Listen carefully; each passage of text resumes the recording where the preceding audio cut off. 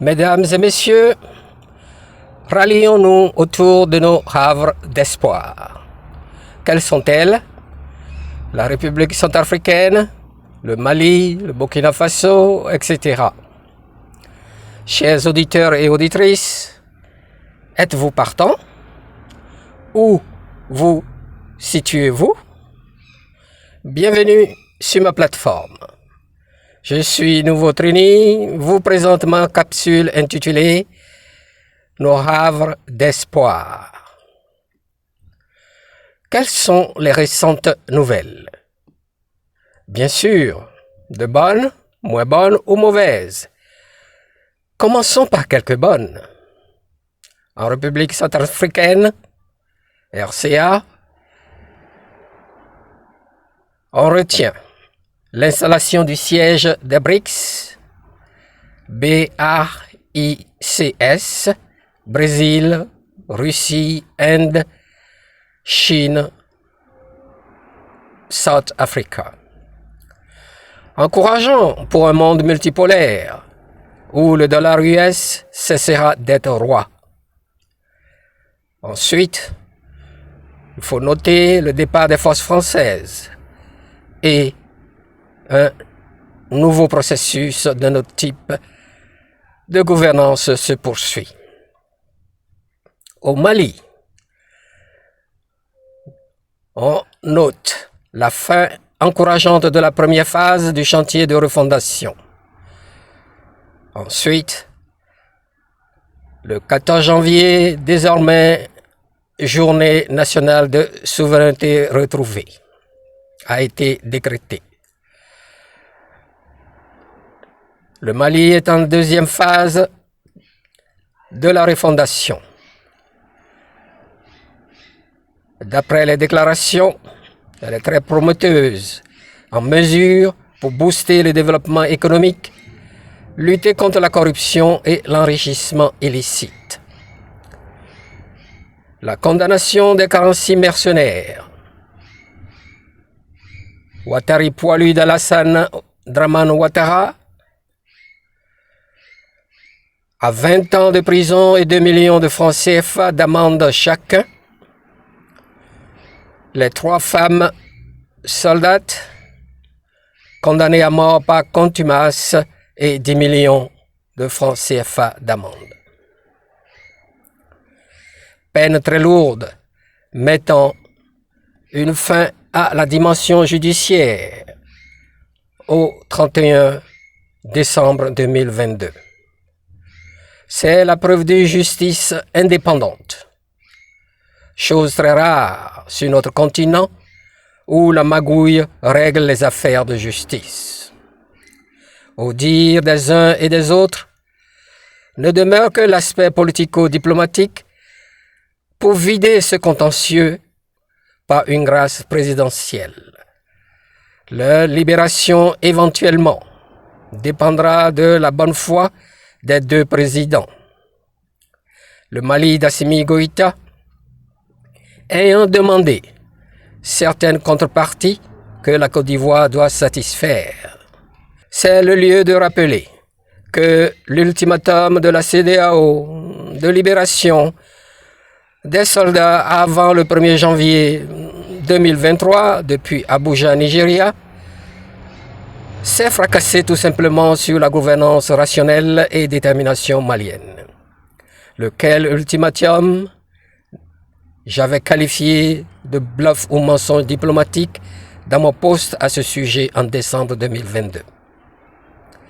Un énième échec cuisant de monsieur libérez-les sans délai des bords de la lagune ébriée à Abidjan et sa camarilla de chef d'État ouest-africain aux ordres d'Emmanuel Macron. À retenir aussi la rupture d'avec les ONG, organisations non gouvernementales de France et de Suisse, des croisées de nos jours, de véritables antennes de leurs officines jusque dans nos contrées les plus reculées. La transition de refondation est sur une voie très encourageante. Au Burkina Faso, Après seulement 3 mois de gouvernance, l'équipe du capitaine Ibrahim Traoré, par des mesures fortes, a repris du terrain perdu et s'attelle à juguler la corruption systémique ou institutionnelle.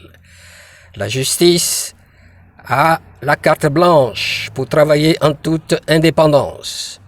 Ce n'était pas le cas, semble-t-il. L'infrastructure routière s'inscrit sur la liste de priorités. En homme de terrain, le capitaine Traoré était à l'aise parmi ses frères d'armes à Solenzo, repris aux terroristes. Il les a encouragés à persévérer dans le combat de libération totale du territoire.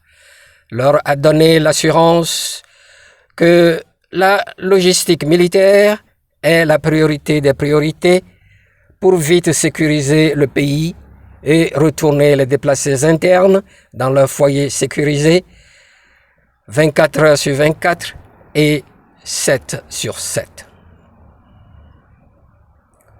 Puis, il a fait l'éloge des épouses, parents et enfants des soldats sur les différents fronts.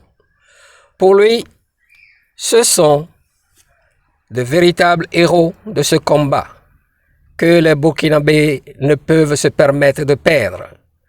Ce sont eux qui, souvent, restent sans nouvelles de leur mari ou enfant ou père pour des raisons de mauvaise communication.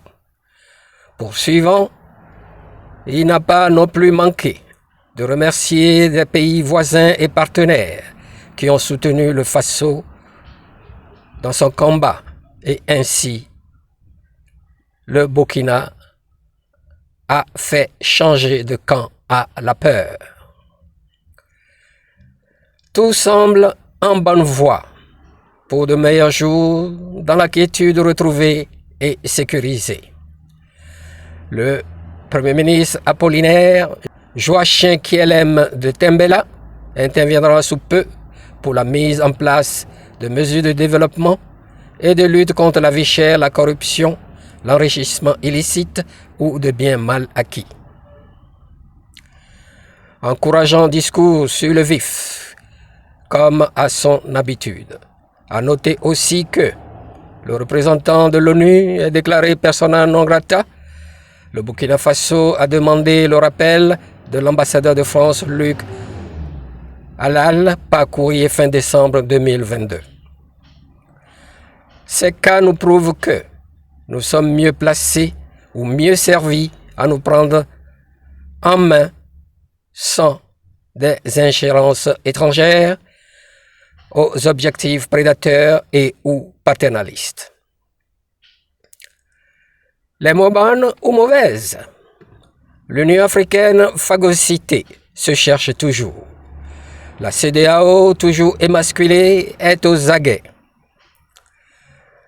L'UEMOA se débat dans les affres de son agonie. Les forces étrangères et leurs supplétifs, toujours fuinant ou rôdant dans les parages, au lieu de retourner dans leur Eldorado, c'est-à-dire leur pays respectif. Nos élites transnationales, c'est-à-dire les larbins territoriaux de l'Occident, cherchent à porter l'estocade aux plus engagés et déterminés patriotes d'entre nous. Les 3, 4 ou 5e mandats sont toujours à l'ordre du jour. La prédation de nos richesses continue.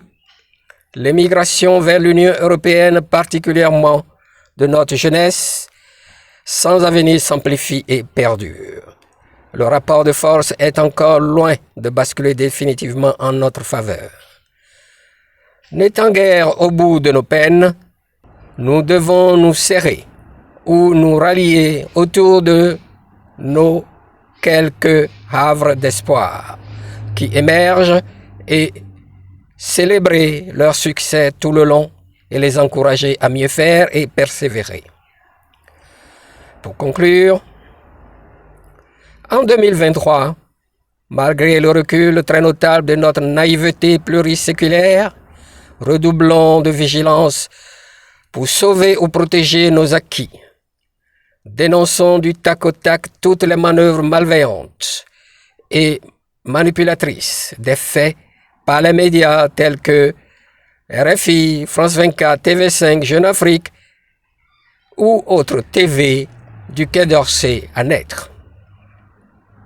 Bien sûr, sans oublier nos soi-disant analystes, marchands de micros, de plumes ou de claviers, à leur solde foisonnant sur les réseaux sociaux.